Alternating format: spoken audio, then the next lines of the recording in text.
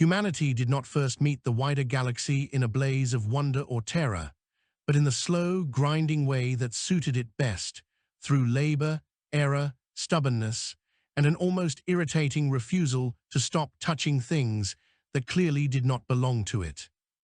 The relay structure drifted between two dim stars at the edge of a red-shifted nebula curtain, old by any reasonable standard, its latticework grown rather than assembled, a spiral of pale mineral veins and embedded conduits that pulsed with residual energy like a sleeping animal's heartbeat. The structure had been catalogued by three separate non-human civilizations, each of which had marked it as unstable, dangerous, and not worth the material risk to study further. Humanity arrived late, poorly funded, and deeply unconvinced that not worth it was a final answer. The exploration vessel Far Horizon had no grand lineage and no ceremonial purpose. Its hull bore scars from micrometeor impacts and hurried refits, its interior a maze of repurposed compartments and patched cabling. The crew called it reliable, which was the highest praise they ever offered anything. When its sensors first resolved the relay structure, there was a long silence on the bridge, not the reverent kind, but the practical one, as data streamed in faster than any of them could parse it. Radiation leakage fluctuated. Gravitational lensing bent the background stars into subtle curves. Energy readings spiked and fell with no discernible rhythm. It was, by every known metric, a terrible idea.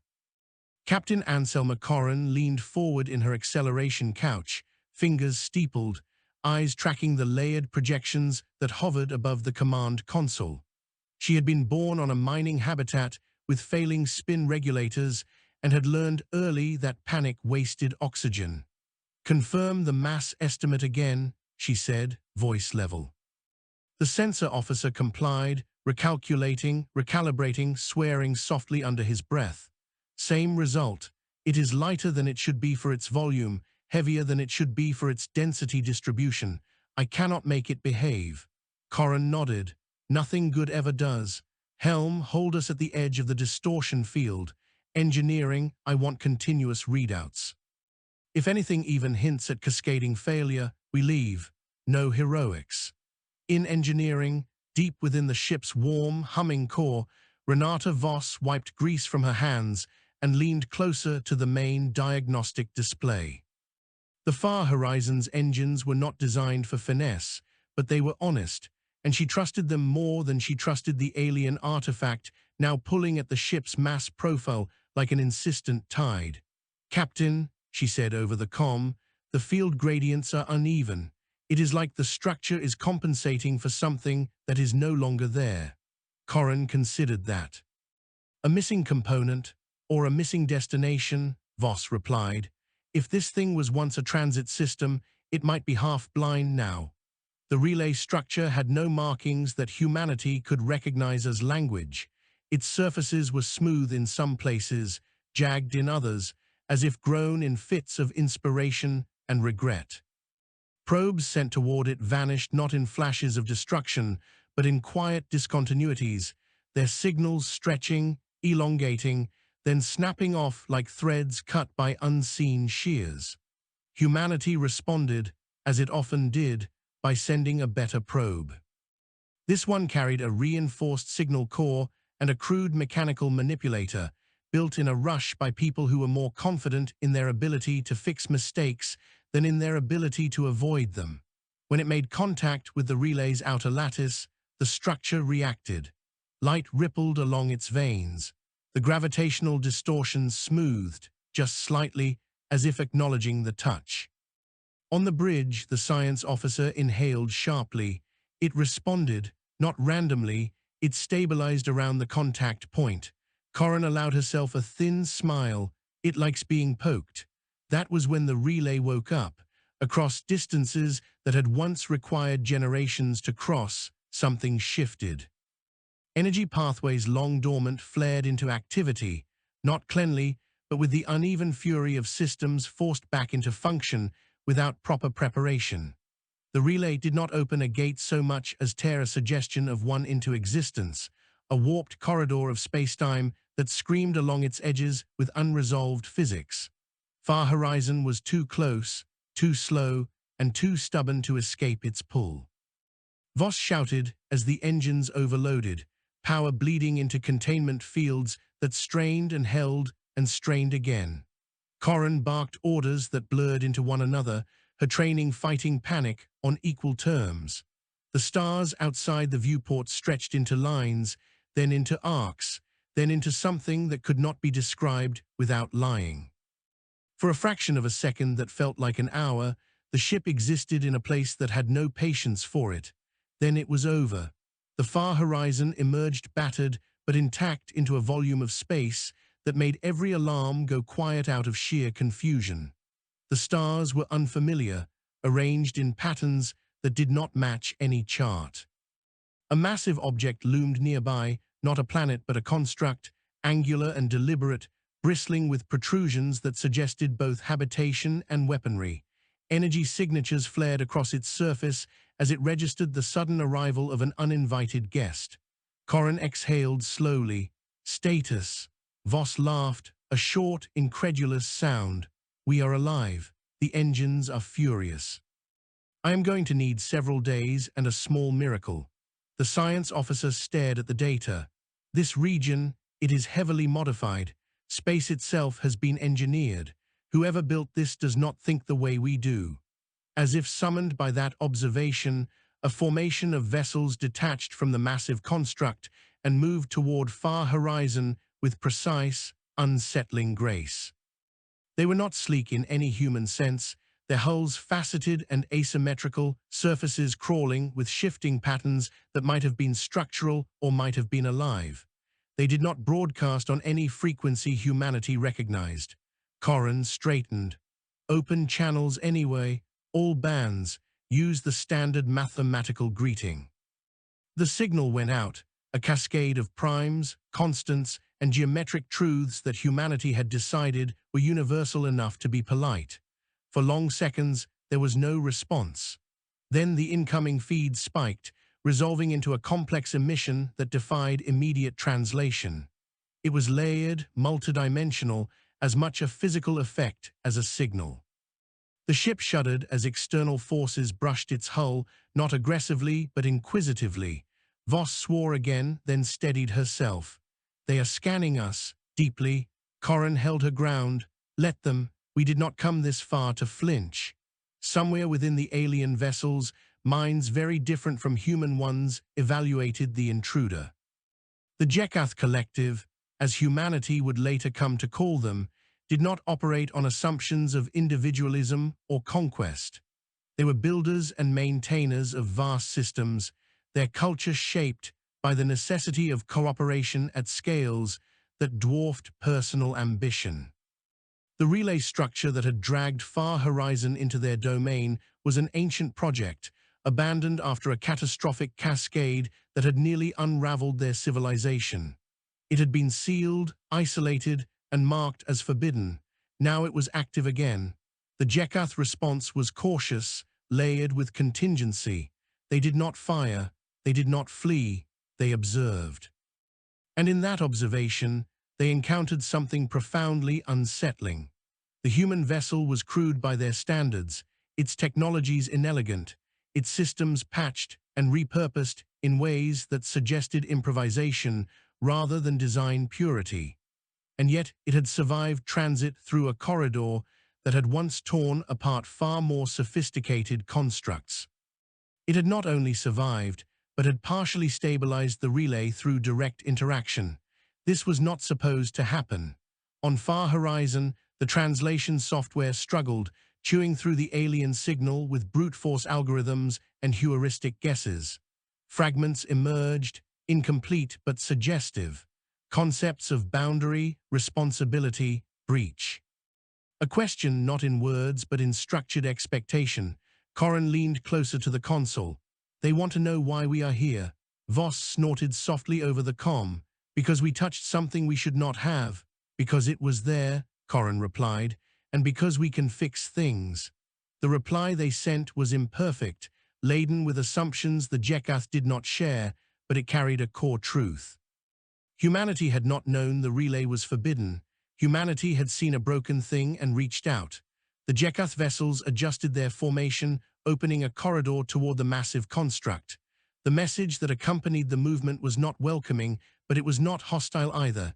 It was an invitation wrapped in caution. Come closer, be observed, be judged. Corran did not hesitate. Helm, follow them. Slow and steady. As Far Horizon moved, the scale of the construct became clearer. It was not a single installation but a nexus, layers upon layers of habitation rings, energy collectors, and control spires, all interconnected by translucent conduits that pulsed with coordinated activity. This was not a fortress in the human sense. It was a city, a machine, and a living system intertwined. Docking was accomplished without physical contact, the ship held in a carefully balanced field that matched its mass and inertia. The sensation was unnerving, like being cradled by something that understood gravity better than you ever would. When the first direct communication resolved into something approximating language, it bypassed sound entirely, manifesting as structured concepts imposed gently but insistently on the human mind.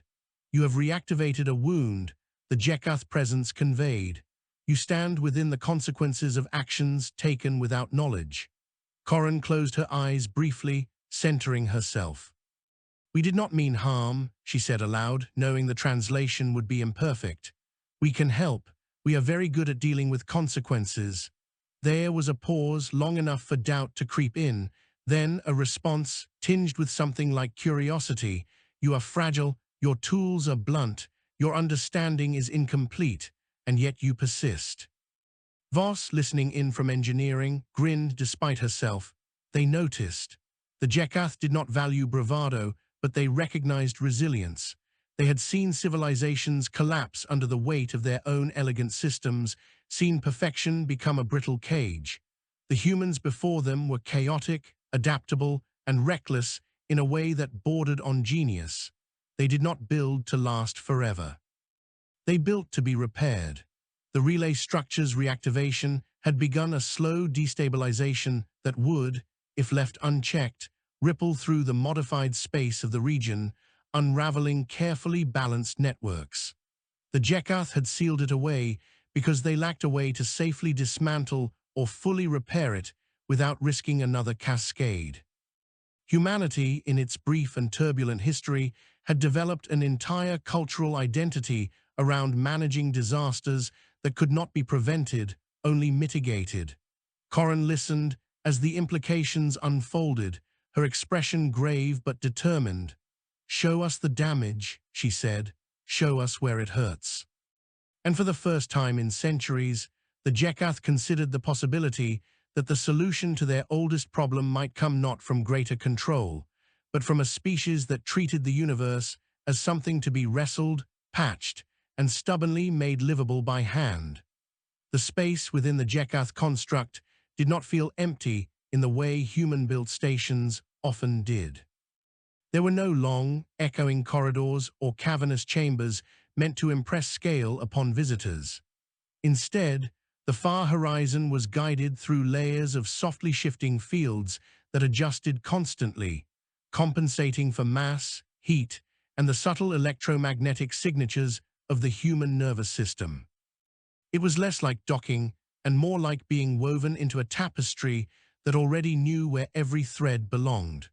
The crew felt it as a pressure behind the eyes, a faint sense of alignment, as if their bodies were being gently reminded of where they were in relation to everything else.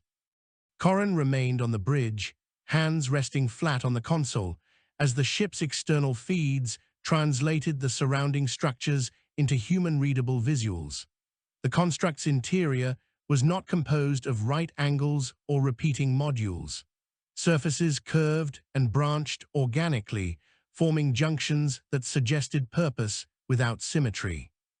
Energy flowed visibly here, not as exposed conduits, but as gradients of light embedded within translucent material, responding to demands in real time. It was infrastructure as metabolism, a city that breathed. The Jekath presence returned, more focused now, its conceptual transmissions narrowing around the humans aboard. You propose intervention, it conveyed. You propose to place your hands within systems you do not fully comprehend. Corin nodded, even though the gesture was more for herself than for the alien intelligence. That is usually how it starts, she said. Understanding comes after contact. There was no immediate rebuke, but the ambient fields shifted, registering the statement. Within the Jekath cultural framework, contact without comprehension was a historical trauma. Their ancient cascade had begun with a single miscalculated modification, an optimization applied too broadly, too confidently. It had taken generations to contain the damage.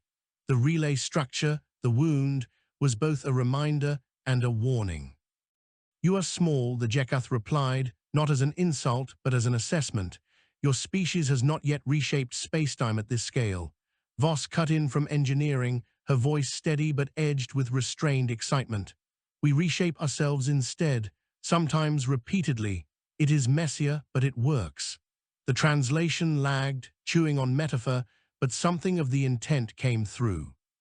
The Jekath response carried a new tone, a faint ripple of analytical interest.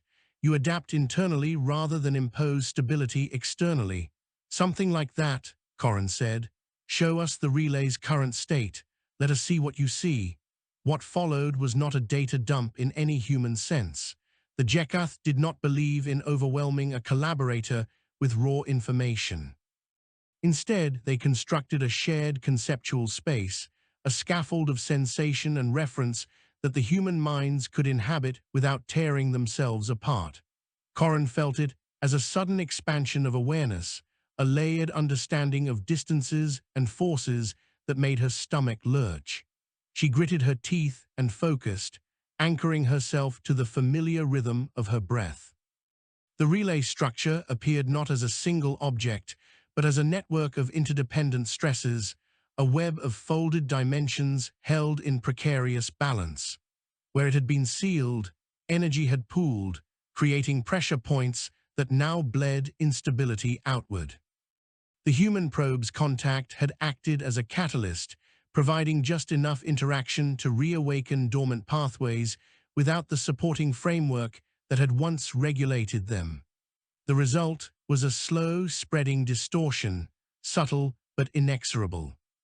If that keeps going, the science officer murmured, eyes unfocused as he processed the shared visualization, it will start interfering with local spacetime continuity.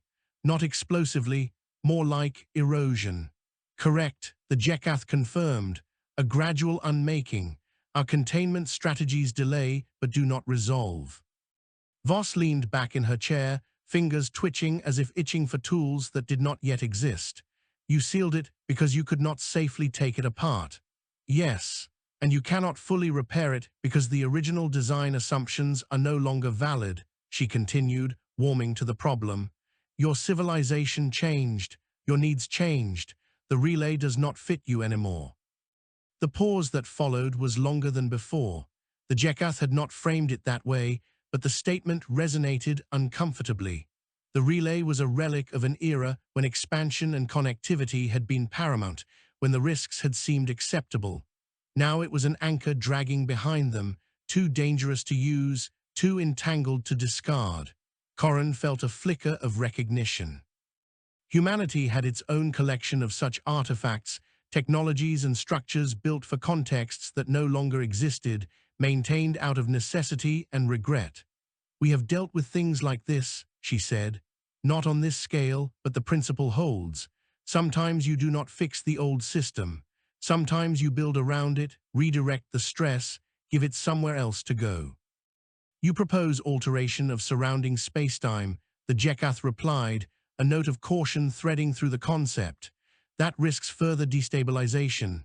Everything risks something, Voss said. The question is what you can recover from. You build for perfection. We build for failure. That idea, alien and unsettling, lodged itself within the Jekath's distributed cognition.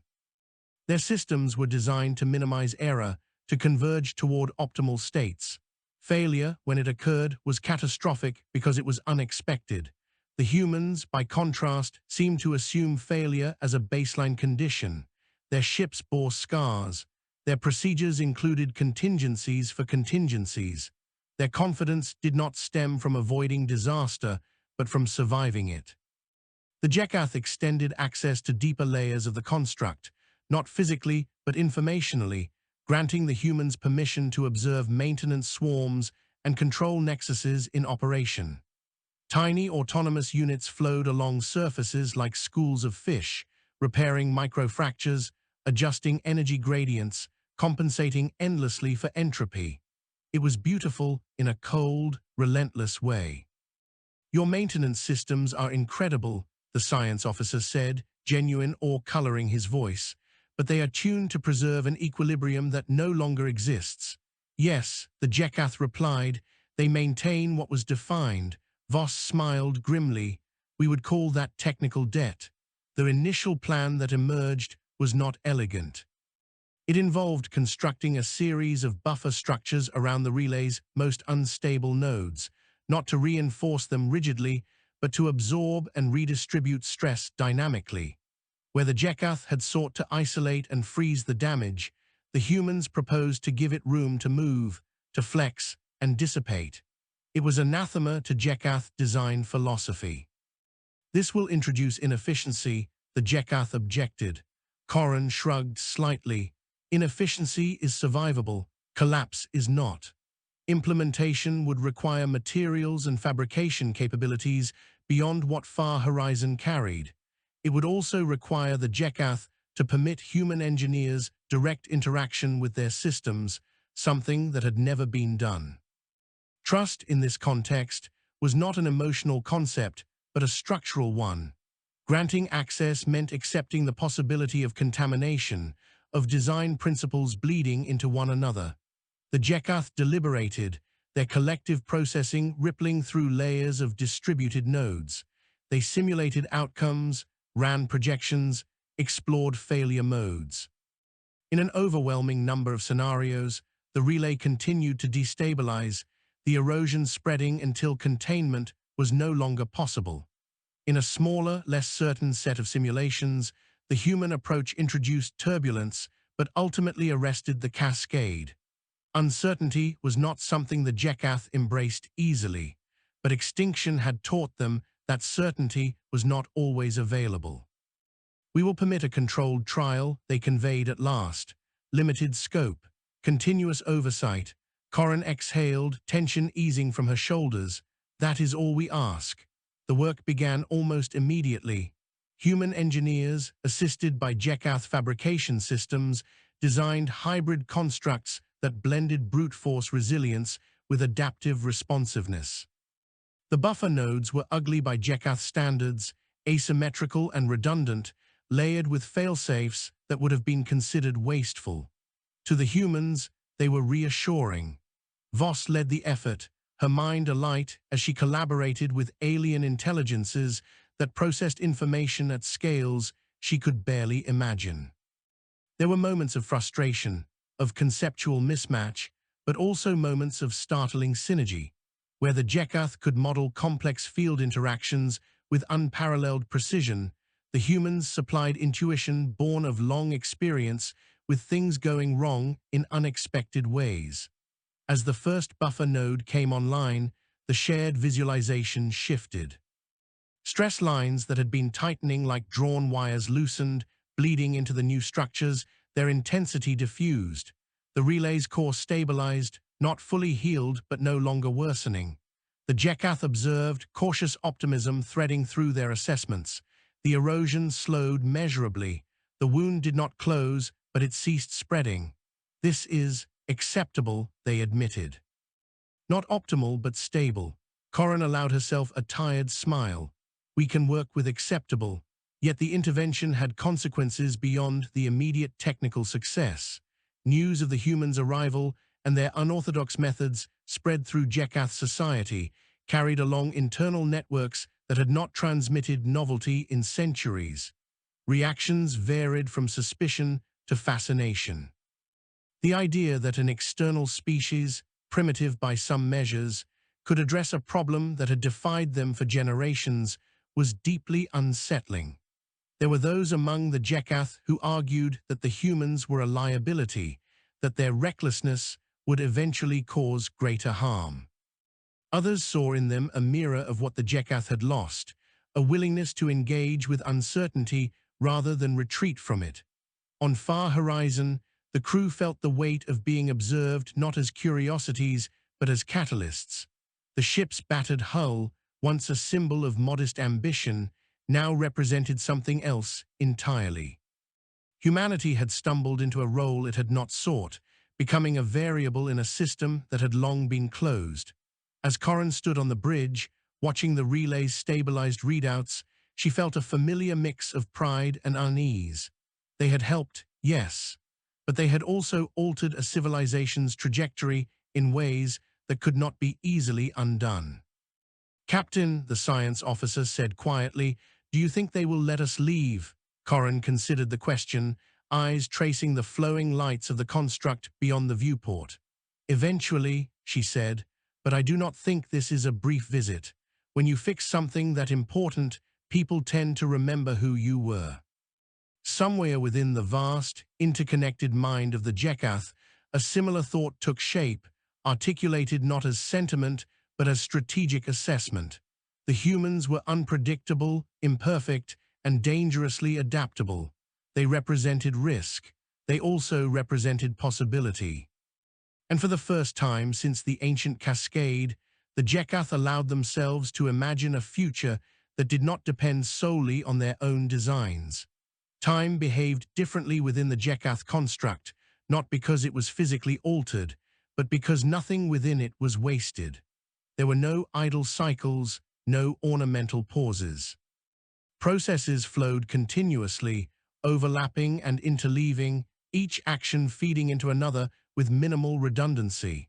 For the humans aboard Far Horizon, this created a subtle but persistent pressure, a sense that resting was a kind of inefficiency. They adapted as they always did, carving out moments of stillness where they could, sleeping in short shifts, laughing too loudly in the mess, grounding themselves in rituals that had nothing to do with optimization. The buffer structures around the relay grew steadily, guided by hybrid schematics that existed nowhere except in the shared problem space between human and Jekath minds. Construction did not involve welding or assembly in any familiar sense. Instead, material was coaxed into form by overlapping fields, encouraged to crystallize along stress gradients that were constantly recalculated. Voss spent hours immersed in the process, her consciousness half linked to Jekath modeling frameworks, half anchored to the tactile reality of her own body. It was exhausting in a way she had never experienced before, a mental strain that left her hands shaking even when she had not moved them. "You have to stop," Corin told her at one point, standing in the engineering bay with arms crossed and an expression that brooked no argument. "You are not a maintenance swarm. You need sleep." Voss laughed weakly. "Tell that to them," she said, nodding toward the shimmering projection of the buffer node's internal dynamics. "They do not stop." "No," Corin agreed, "but they also do not burn out. You do." Reluctantly, Voss disengaged, the sudden absence of the shared cognitive space leaving her disoriented. She sat heavily on a crate, rubbing her temples. "They are watching everything we do," she said quietly. "Not just the work, how we argue, how we rest, how we make decisions with incomplete data. It is like being under a microscope." Corin softened.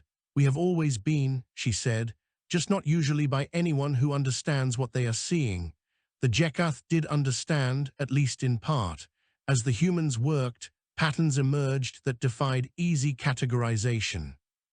They took risks that Jekath models flagged as unacceptable, then mitigated those risks with layers of contingency that were themselves imperfect but flexible.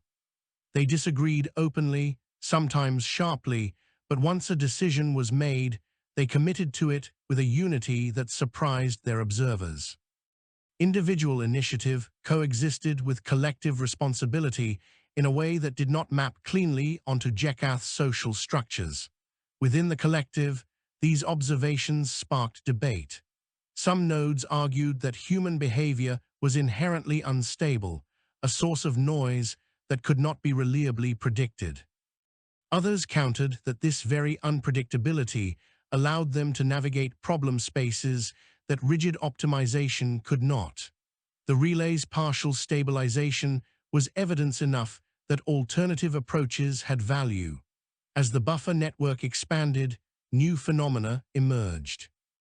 The redistributed stress created regions of controlled turbulence, pockets where spacetime flexed and flowed rather than tearing or eroding.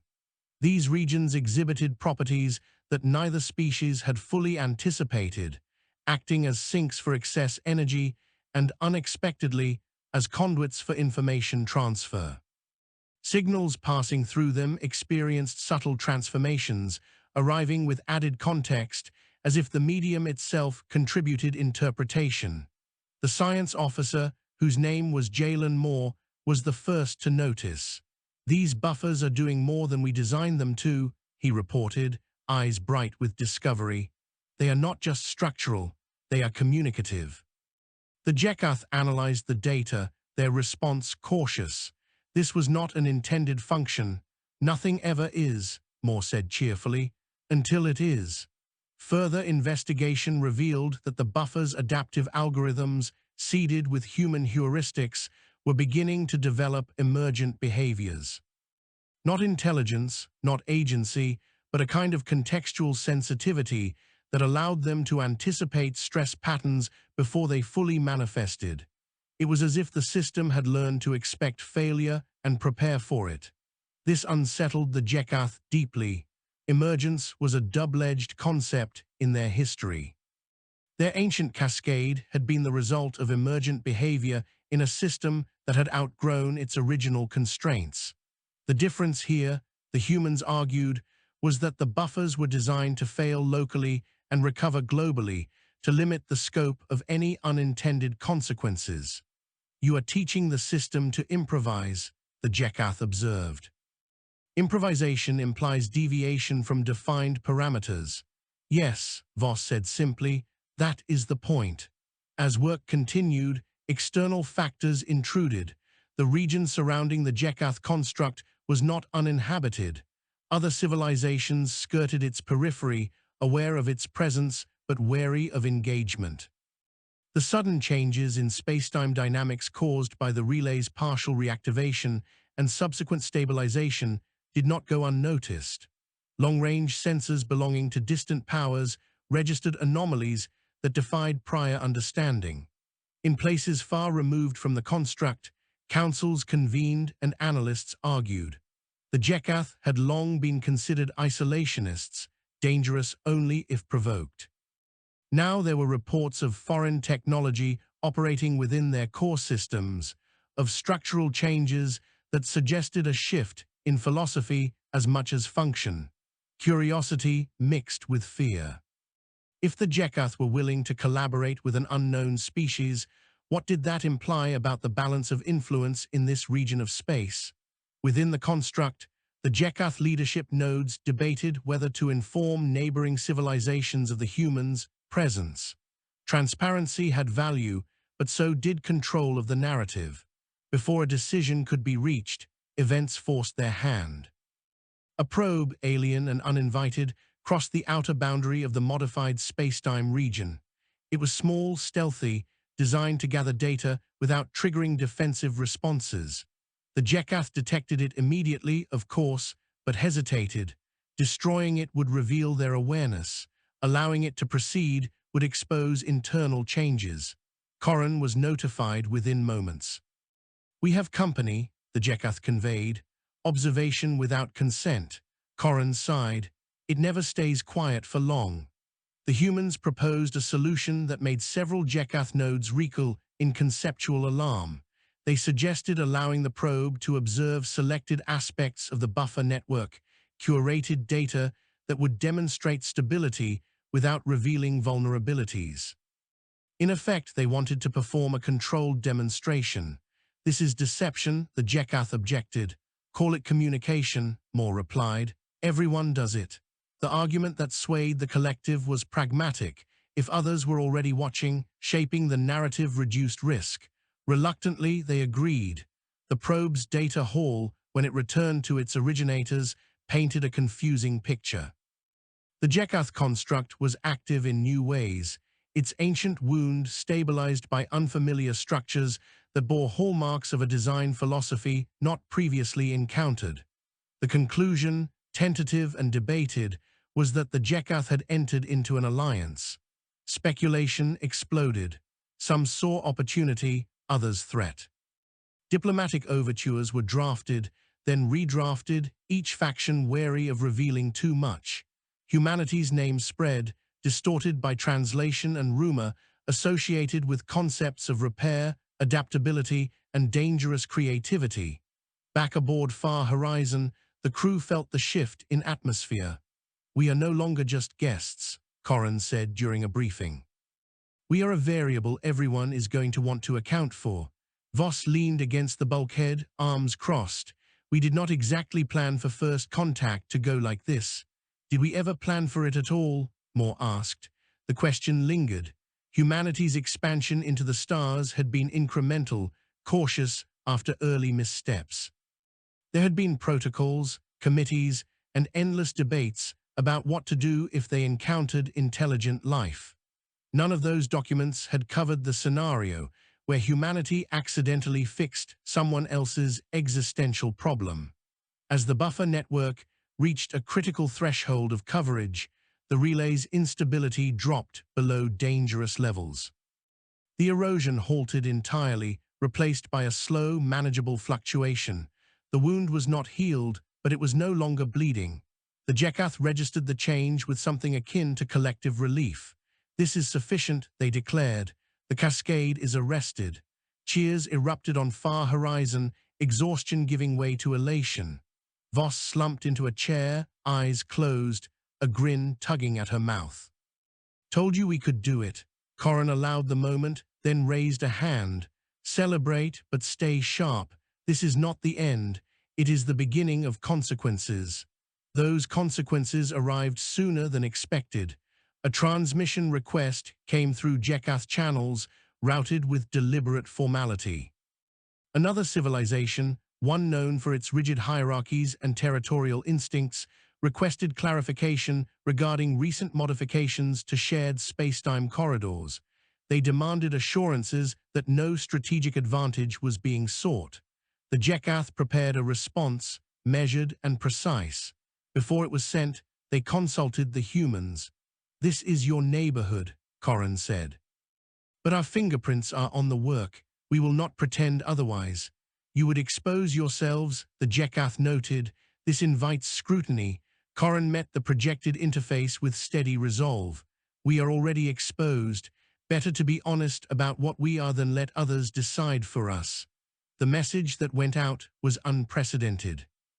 It acknowledged collaboration, described the stabilization effort in broad terms, and emphasized that the changes were defensive and restorative, not expansionist. It did not hide the human role. The response was immediate and mixed. Some accepted the explanation cautiously. Others were unconvinced, interpreting the presence of a new species capable of influencing Jekath infrastructure as a destabilizing factor in itself. Tensions rose, lines were drawn, and for the first time in centuries, the region's political landscape shifted. Within the Jekath collective, a realization crystallized. By allowing the humans to intervene, they had re-entered the galactic conversation. Isolation had protected them, but it had also frozen them in a posture defined by past trauma.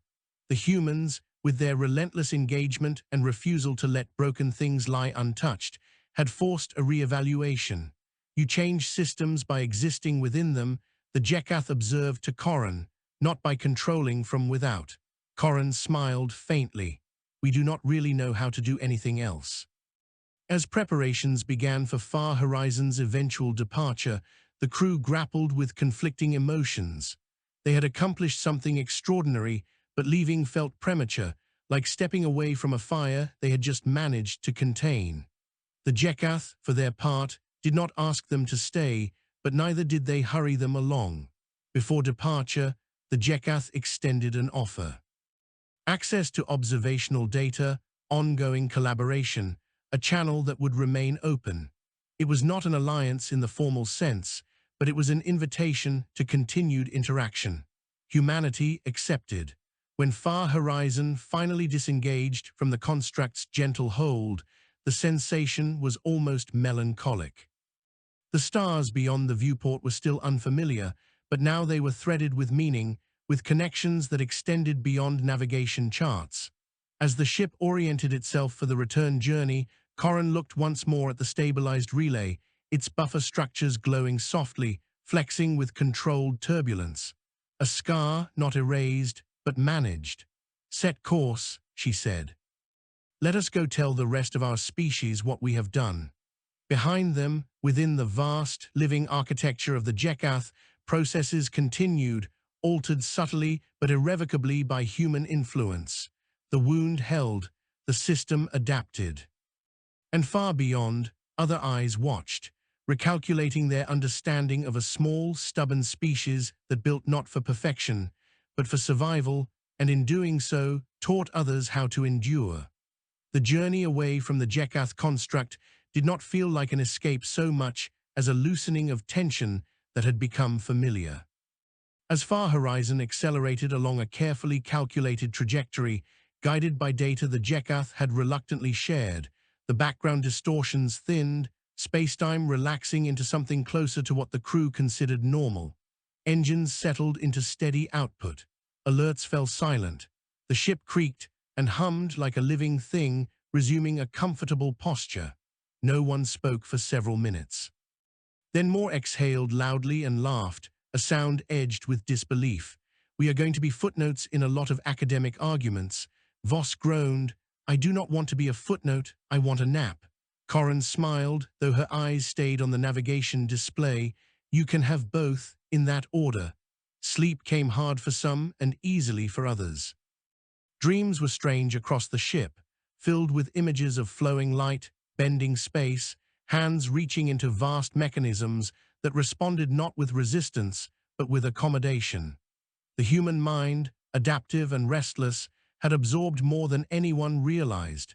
Even disconnected from the Jekath cognitive frameworks, traces lingered, subtle shifts in intuition and expectation.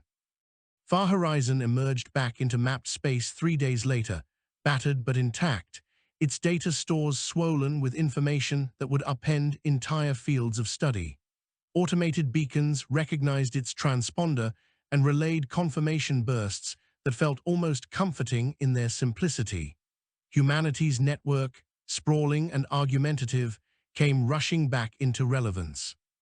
The first response came not from a central authority, but from a trade hub whose sensors had flagged the ship's anomalous energy signatures. Queries followed, layered and insistent, escalating quickly as preliminary reports reached ears accustomed to parsing risk. By the time Far Horizon docked at a human station, there were already representatives waiting, some official, some merely curious, all hungry for explanation. Corrin insisted on a quarantine period, citing unknown exposures and cognitive influences. It was a prudent move, and she suspected, one that bought her time. Humanity had a tendency to rush headlong into paradigm shifts, tripping over itself in the process. She intended to slow that rush as much as she could. Briefings began almost immediately, held in rooms designed for gravity-normalized comfort and psychological neutrality. Corrin spoke first, recounting events with measured clarity, emphasizing the accidental nature of the encounter and the collaborative resolution. Voss followed, diving into technical details that left many listeners blinking in confusion. Moore presented data visualizations that danced along the edges of human comprehension, carefully simplified, but still staggering in implication. The reaction was everything and its opposite. Awe, skepticism, alarm, opportunism. Committees formed in real time, fracturing and recombining as new priorities asserted themselves. Some saw the Jekath as a potential ally, others as an existential threat newly awakened. Some fixated on the relay technology, dreaming of instantaneous travel and economic dominance. Others focused on the buffers, on the idea that spacetime itself could be taught to flex rather than break. Corin watched it unfold with a familiar mix of pride and dread. "They are going to want more," she said quietly to Voss as they stood aside during a recess. "More access, more collaboration, more control." Voss snorted. "Of course they are, we always do." Humanity's leadership structures, diffuse and often contentious, eventually converged on a decision that was as cautious as it was bold. An envoy would be sent, not a fleet, not an armada of scientists and diplomats, but a single, deliberately modest mission, a signal of respect rather than assertion. Far Horizon was offered the role. Corin did not accept immediately. She argued for redundancy, for shared responsibility, for anything that would diffuse the weight now placed upon her ship and crew. The counter-argument was simple and persuasive. The Jekath trusted them. Trust, once established, was not easily transferable. Reluctantly, she agreed. Before departure, Far Horizon underwent refit and repair, its patched systems reinforced, its data cores expanded. New specialists joined the crew, chosen not for prestige, but for adaptability. Engineers who had cut their teeth on failing infrastructure. Scientists comfortable with anomalous results. Diplomats who understood that listening was often more important than speaking. When the ship returned to the Jekath region, it did so under a different set of expectations. The transit was smoother this time, guided by refined calculations and subtle adjustments learned from hard experience. The relay's buffer structures responded to the ship's approach with gentle fluctuations, acknowledging a familiar presence. Within the Jekath construct, the human's return was met with complex internal responses. There was relief, certainly, that the collaborators had come back rather than retreating into the safety of their own space. There was also apprehension.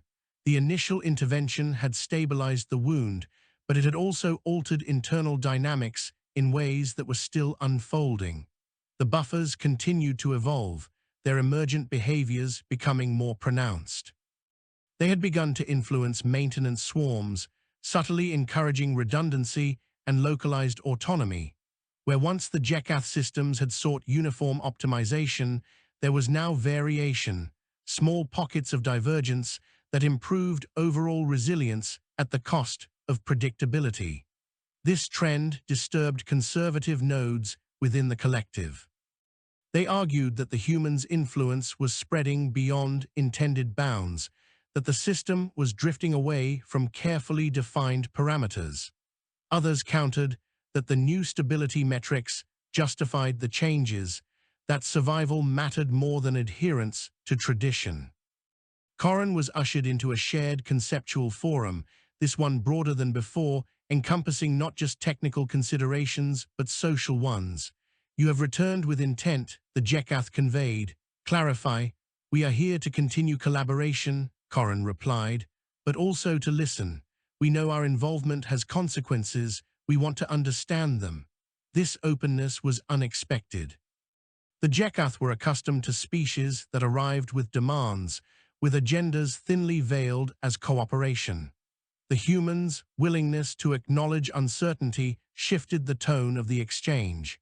As discussions deepened, it became clear that the relay's stabilization was only the most visible change.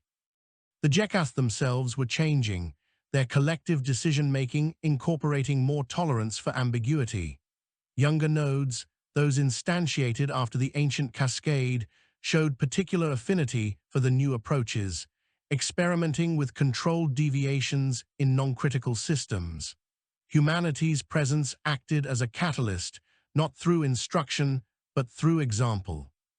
The humans did not present a unified doctrine or insist on replication of their methods. They simply worked, adapted, argued, failed, and tried again, all in full view of their hosts. Not all reactions beyond the Jekath region were benign. Other civilizations watched the renewed interaction with growing concern. Intelligence assessments shifted, reclassifying humanity from a peripheral curiosity to an emerging factor in regional stability. Some sought contact, others prepared contingencies. The first overt challenge came in the form of a territorial incursion. A heavily fortified flotilla from a neighboring power began maneuvers near a secondary spacetime corridor influenced by the relay's buffer field. Officially, it was a navigation exercise. Unofficially, it was a test. The Jekath detected the movement and alerted Far Horizon. Corrin convened her senior staff, the mood sober. "This is not our fight," she said initially. "We did not come here to mediate territorial disputes." Voss frowned, "But our work changed the board, whether we like it or not." Moore nodded slowly. "If that flotilla pushes the system, the buffers will respond. Unpredictably, they could destabilize what we just fixed." The Jekath weighed in, their conceptual tone taut. "We will not engage unless provoked, but the risk is non-zero." Corrin felt the familiar weight of responsibility settle on her shoulders. Humanity had not sought power, but power had a way of accruing around those who altered fundamentals. "We cannot threaten," she said, "but we can explain." A transmission was prepared, broadcast openly and without embellishment. It outlined the nature of the buffer field, the risks of aggressive maneuvers, and the shared interest in maintaining regional stability. It did not accuse. It did not posture. It simply stated consequences. The response was skeptical but cautious. The flotilla adjusted its course slightly, probes extending toward the buffer-influenced region. Data returned showing subtle but undeniable effects on navigation systems, the spacetime flexion introducing variables that existing models could not fully compensate for. After several tense hours, the flotilla withdrew. The incident rippled outward, recalibrating perceptions. Humanity, by virtue of its collaboration with the Jekath, had become a stabilizing reference point, a species associated not with conquest or dominance, but with mitigation. This did not make them universally liked, but it made them difficult to ignore. Within the Jekath collective, the event reinforced an emerging consensus. Engagement, though risky, provided leverage that isolation never had. The humans did not command, but their presence altered equations simply by existing within them. As Far Horizon settled once more into its role as intermediary and collaborator, Corrin stood alone on the bridge, gazing at the softly glowing structures beyond the viewport. The relay's wound remained visible, a reminder etched into the architecture of space itself. But around it, systems flexed and adapted, no longer rigidly afraid of failure. Humanity had not brought peace or unity. It had brought something less grand and more durable. A willingness to get involved, to accept mess, to hold broken things together long enough for new patterns to emerge. And across the region, in minds both alien and human, a quiet understanding took root. The species that built with the expectation of failure was uniquely suited to a universe that refused to behave. The word stability began to mean something different across the region, though no one could quite agree on a definition. For some, it referred to the measurable reduction in catastrophic risk around the Jekath relay and its surrounding corridors, a hard fact supported by sensor data and predictive modeling. For others, it meant the unsettling absence of certainty that had once governed long-term planning. The buffers held, the wound did not spread, but the future no longer followed trajectories that could be cleanly extrapolated from the past. Far Horizon remained at the center of that ambiguity, not as a command node or a seat of authority, but as a point of reference. Requests arrived daily, some cautious, some brazen, routed through Jekath channels or sent directly via newly established diplomatic relays. Invitations to observe, invitations to explain, invitations to justify. Corrin filtered them relentlessly, accepting only those that aligned with a principle she articulated to her crew again and again. "We do not sell answers," she said. "We share processes." That distinction frustrated many would-be partners. Entire civilizations had been built on the assumption that knowledge was leverage, that control of techniques equaled power. Humanity's refusal to package its approach into clean, transferable doctrines made them difficult to categorize. There was no human manual for adaptive failure management, no unified theory that could be adopted wholesale. There were only examples, arguments, and a stubborn insistence on context. Within the Jekath collective, internal tensions sharpened. The conservative nodes, once content to exist as quiet guardians of a wounded legacy, now found themselves increasingly outnumbered by those who saw change not as contamination, but as evolution. The buffer network's emergent behaviors continued to spread in subtle ways, influencing how resources were allocated and how local subsystems responded to unexpected inputs. The collective was still whole, but it was no longer uniform. One of the most profound shifts occurred in how the Jekath approached redundancy. Historically, redundancy had been minimized, viewed as inefficiency that diluted optimal performance. Now, influenced by human practices, redundancy was being reintroduced selectively, not as a blanket policy, but as a strategic choice. Systems that could fail independently without cascading were proving more robust under variable conditions. The data was irrefutable, even if its implications were uncomfortable. Corran was invited into a deeper layer of collective deliberation than ever before, a forum where long-term existential strategies were debated. The conceptual space was vast, abstracted far beyond any physical analog, and maintaining coherence within it taxed her limits. Still, she held on, grounding herself in the familiar discipline of listening before speaking. We must address an asymmetry the Jekath conveyed. Your species exerts influence disproportionate to its scale and territorial presence. Corran did not argue the point. That tends to happen when you change how things break, she said. It looks bigger from the outside. This influence creates risk, the Jekath continued. Others will seek to replicate your methods without your constraints. That is already happening, Corran replied, and it will keep happening whether we approve or not. You cannot put context back into the bottle once someone has seen the outcome. The collective processed this, running projections that branched and recombined in dizzying complexity. In many futures, partial imitation led to disaster. Systems built to flex without understanding their limits collapsed spectacularly. In others, cautious adoption improved resilience across entire networks. The variance was enormous.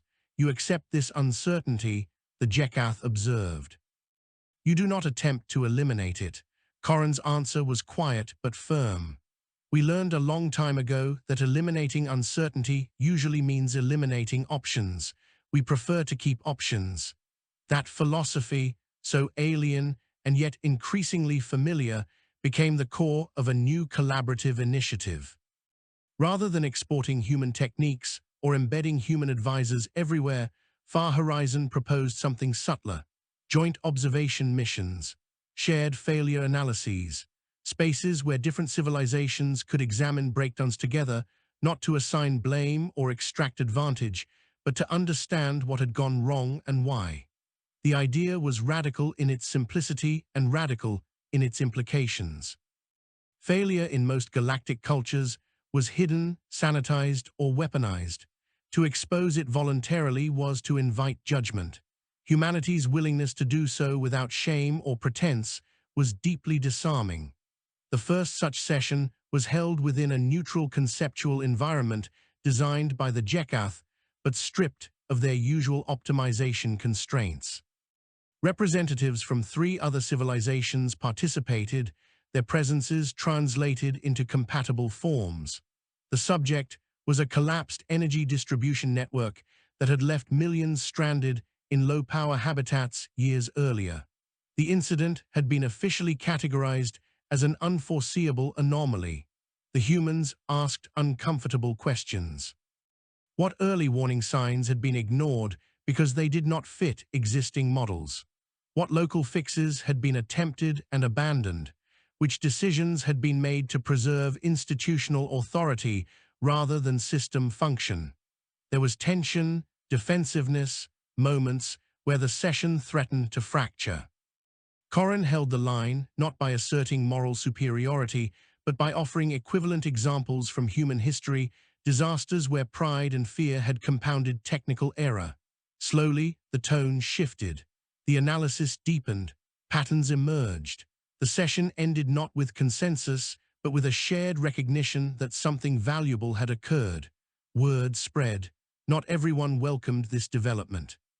Some powers saw the normalization of failure analysis as a threat to their internal cohesion, a way for dissent to gain legitimacy under the guise of resilience. Others feared that humanity was subtly reshaping galactic norms to its own advantage, replacing overt dominance with cultural influence. Those fears were not entirely unfounded. Humanity was influencing the region, not through force or decree, but through expectation. The expectation that systems should be survivable, not perfect. That authority should be accountable to outcomes, not ideals. That repair was as worthy a pursuit as expansion. Far Horizon's crew felt the strain of this growing role. They were engineers and explorers, not philosophers or revolutionaries. The ship became a liminal space where competing visions of the future brushed uncomfortably close. Voss retreated into her work more often, finding solace in tangible problems with measurable solutions. Moore threw himself into comparative analysis, mapping how different cultures conceptualized risk. Corrin bore the heaviest burden, absorbing projections and accusations with the same steady composure she had shown when facing the relay's wound. The breaking point came not from outside pressure, but from within the buffer network itself. A fluctuation propagated through one of the controlled turbulence regions, sharper than anything previously observed. It did not threaten immediate collapse, but it revealed a limit in the buffer's adaptive algorithms. The emergent behaviors, tuned to manage known stress patterns, struggled to classify a novel interaction caused by overlapping external influences. The system compensated, but the margin was thinner than anyone liked. The Jekath alerted Far Horizon immediately. Analysis followed, intense and focused. The conclusion was sobering. The buffers could continue to adapt, but only if their context remained within certain bounds. Widespread imitation or aggressive probing could push them beyond those bounds, not catastrophically, but enough to destabilize the carefully managed equilibrium. This is the cost of openness, the Jekath observed. Influence invites interference. Corrin nodded. And isolation invites stagnation. There is no free option. A decision loomed, one that would shape the region's future. The Jekath could restrict access, locking down the buffer-influenced corridors and limiting observation. This would preserve stability, but undermine the collaborative momentum that had begun to take hold. Alternatively, they could continue on the current path, accepting heightened risk in exchange for broader systemic change. They asked Corrin for humanity's recommendation. She took longer to answer than she ever had before. When she did speak, it was without rhetoric. "If you close yourselves off now," she said, "you will be safer in the short term. But you will also teach everyone else that resilience is a secret to be hoarded. They will pursue it alone, without context, and they will break things. If you stay open, you will have to manage interference and mistakes, but you will not be alone in doing so." The collective weighed her words against centuries of caution. The ancient cascade still cast a long shadow, a reminder of what unchecked change could do. Yet the data from the past months was equally clear. Engagement had reduced existential risk more effectively than isolation ever had. The decision, when it came, was not unanimous, but it was definitive. The Jekath would remain open, with safeguards. Observation would be permitted within defined parameters. Collaborative analysis would continue. The buffer network would be monitored and adjusted, its limits respected but not feared. This choice rippled outward, altering assumptions across the region. Humanity's role solidified, not as a leader, but as a participant whose presence changed how others behaved. Expectations shifted. The universe did not become safer overnight, but it became more negotiable. As Far Horizon prepared to rotate crews and eventually pass its role to another vessel, Corrin stood once more before the stabilized relay, its scarred geometry now interwoven with adaptive structures that glowed with restrained energy. It was not beautiful in any traditional sense. It was functional, compromised, alive. Voss joined her, hands clasped behind her back. "You ever think about what happens when we are not here anymore?" she asked quietly. Corrin considered the question. "All the time. And I think things will break," Corrin said. "And then someone will fix them, maybe not the same way we did, maybe better, that is enough." Beyond them, in the vast, interconnected architectures of the Jekath and the watching minds of other civilizations, that idea took root, not as doctrine, not as law, but as a possibility. That survival did not require perfection. That endurance could be built from patched systems and honest failure. That the gravity of hands willing to build and rebuild mattered more than the elegance of the design. The region did not enter a golden age. Conflicts still simmered. Ambitions still clashed. But beneath it all, a new baseline emerged, subtle but persistent. Systems were allowed to bend. Errors were examined rather than erased. The universe, vast and indifferent, was met not with rigid control, but with resilient engagement. And in that engagement, humanity found its place, not as conqueror or savior, but as something stranger and perhaps more dangerous. A species that expected things to go wrong and refused to let that expectation stop it from reaching out anyway. The transition away from Far Horizon was deliberately gradual. Humanity had learned, often painfully, that abrupt handovers created vacuums, and vacuums attracted the wrong kind of attention.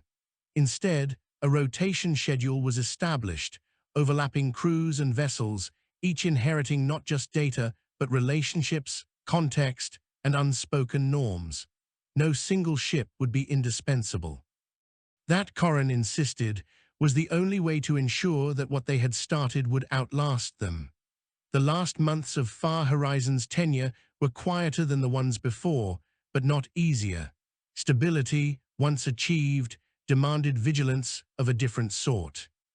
The buffer network required constant tuning, not to push it further, but to prevent well-meaning observers from stressing it in search of insight or advantage. The Jekath maintenance swarms had adapted to this role, their algorithms now incorporating probabilistic caution rather than absolute correction. It was a philosophical shift encoded into function. Corrin spent more time listening than directing. She sat in shared conceptual spaces with Jekath nodes whose perspectives spanned centuries, absorbing concerns that were not urgent in any human sense, but mattered deeply in the long view. She listened to younger nodes articulate aspirations that would have been unthinkable before the relay's stabilization, ideas of outreach and shared infrastructure that carried both promise and peril. She did not tell them what to do. She asked what they were afraid of and what they were willing to risk. Voss, for her part, found herself mentoring Jekath technical specialists who had begun experimenting with deliberately imperfect systems. Their questions were precise, almost anxious. How much redundancy was too much? When did flexibility become instability? How did humans decide when to stop patching and start rebuilding from scratch? Voss answered honestly. "We get it wrong," she said, "a lot. The trick is to notice before wrong becomes fatal." Moore's work took him farther afield, coordinating comparative analyses between civilizations that had tentatively joined the collaborative failure forums. Patterns emerged across wildly different cultures. Catastrophic collapse was rarely the result of a single flaw. It came from layered denial, from systems that discouraged acknowledgement of small errors until they compounded beyond control. The presence of shared spaces where failure could be discussed without immediate consequence began to alter behavior in subtle ways. Early warnings were taken more seriously.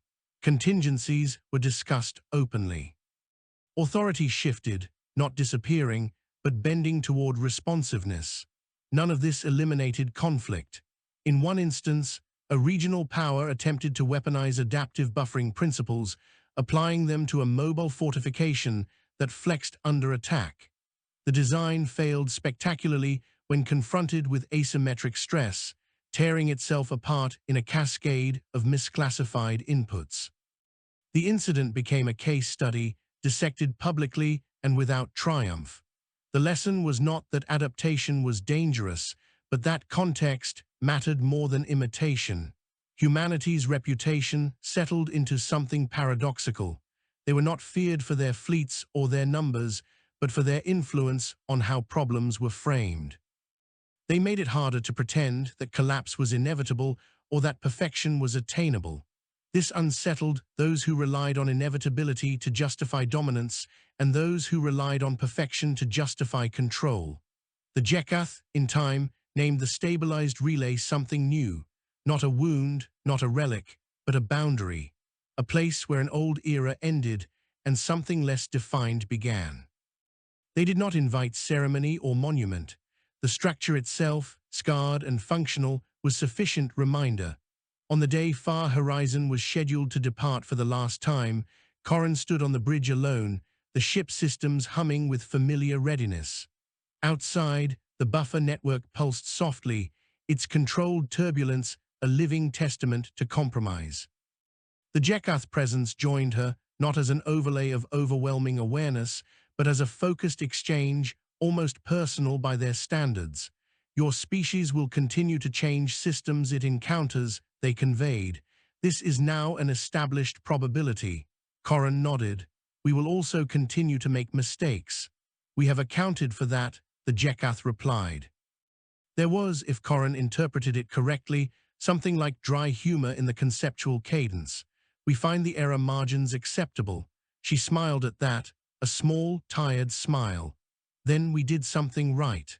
As Far Horizon disengaged and began its journey back toward human space, the transition was smooth, the relay's influence diminishing gently rather than tearing away.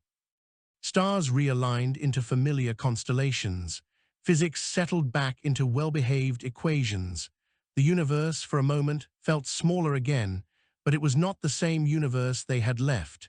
In the months and years that followed, humanity's expansion continued, cautious but no longer tentative.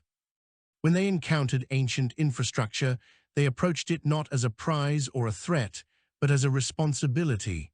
When they met new civilizations, they did not offer mastery or salvation, only partnership and an uncomfortable level of honesty about their own failures.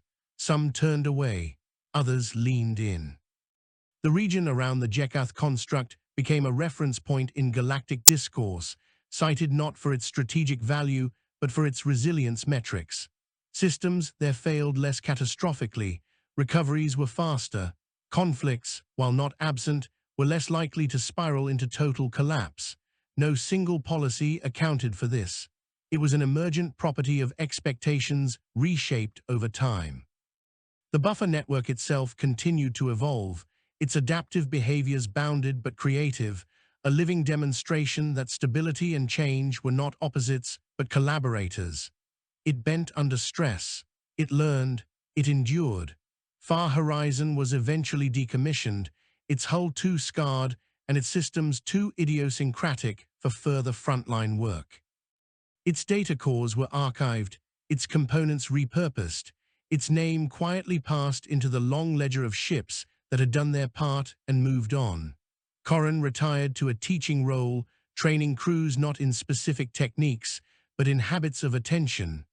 Voss took on infrastructure projects that everyone else had written off as unsalvageable.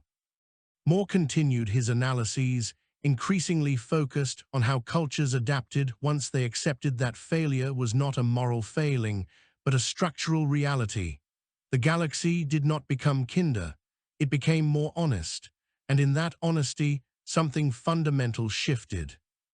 The dominant measure of a civilization was no longer how well it controlled its environment, but how well it responded when control slipped. Perfection lost its prestige. Repair gained it.